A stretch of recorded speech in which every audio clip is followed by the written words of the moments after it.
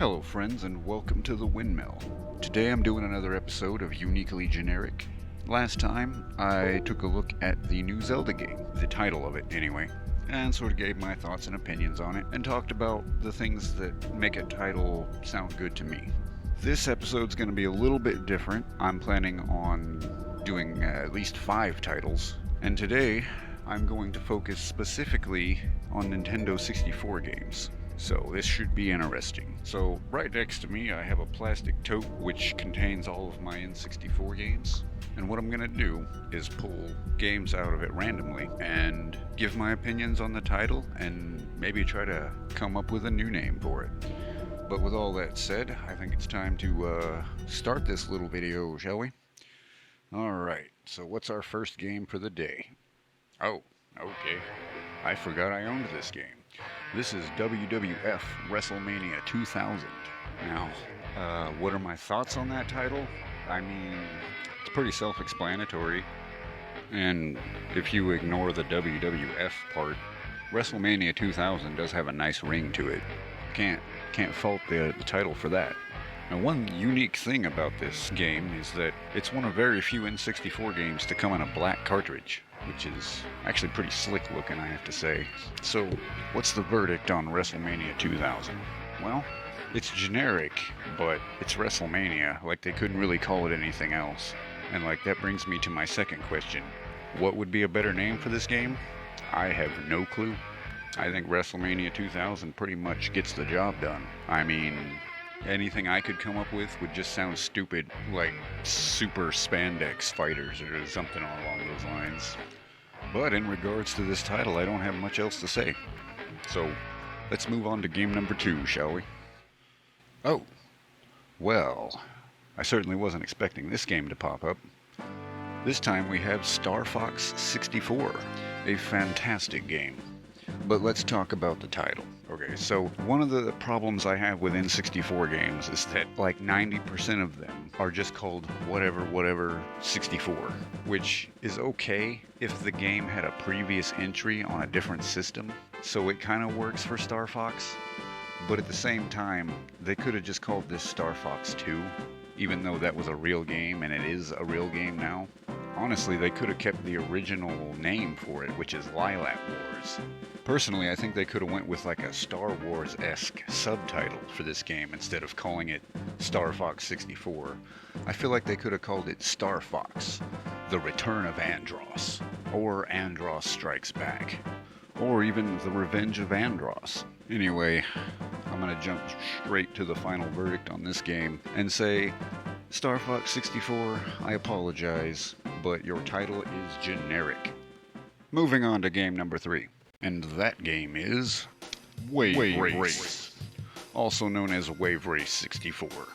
So what do I think about this title? Well, they could have just called it Wave Race, because there was no Wave Race on the Super Nintendo as far as I know. And just throwing the 64 suffix on it is generic. I'm just going to come right out and say it's generic. But without the 64, Wave Race is a great title. It pretty much tells you what the entire game's about. It rolls right off the tongue. It almost rhymes. It's just short, sweet, and to the point. So, can I come up with a better title? I don't think so. The best thing that I came up with was Jet Ski Grand Prix. And that's not a bad title, but it's a lot more cumbersome than Wave Race. So, what's my verdict on the title? If you ignore 64, it's pretty good. But with 64 on it, it just rings a little bit generic. Anyway, moving on, we have another game that just carelessly slapped the number 64 on the end of a title that really didn't need it. This is Duke Nukem 64. Now, as I'm sure many of you know, Duke Nukem 64 is a port of the PC game known as Duke Nukem 3D. But they made a bunch of changes to the 64 version, enough that they just had to put 64 on the end of it. And I'm just gonna go right off and say it, Duke Nukem 3D, just fine. That's a fine title. It makes perfect sense. Duke Nukem 64, lazy, generic, boring. Can I come up with a better name for this game? No. Duke Nukem 3D would have been fine. But since I don't have much else to say about Duke Nukem 64, I'm gonna talk briefly about Duke Nukem Forever.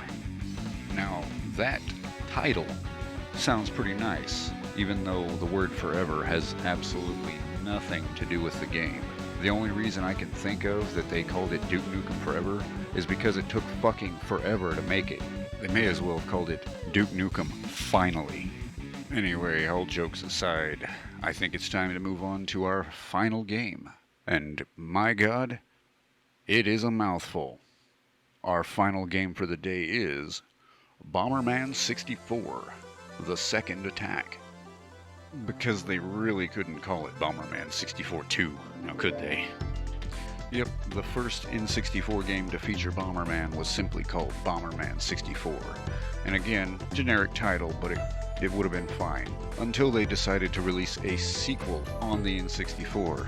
Now what I find amusing is that there was another Bomberman game for the N64, but they completely gave up on the Bomberman 64 series, quote unquote, and just called the new one Bomberman Hero, which is actually a pretty good title. Anyway, what are my thoughts on Bomberman 64 The Second Attack as a title? Now, the game's not bad. The game's pretty fun. The title, like I said at the beginning of this, is a mouthful. Just think about it. Imagine you walk over to your friend's house and he says, hey, let's play some N64. And he's like, hey, you want to play Bomberman 64 The Second Attack? How about we play some Bomberman 64 The Second Attack? Bomberman 64 The Second Attack is one of my favorite games ever. Do you like Bomberman 64 The Second Attack? But if you don't call it that, anybody who knows about the other Bomberman games is going to be completely confused. At the end of the day, despite not really liking the title of this game, I have to say, it is rather unique, especially for an N64 game. Alright, so that about wraps up this episode of Uniquely Generic. I want to thank everybody for watching this episode, and the last one for that matter. And as always, take it easy, and I'll see you next time.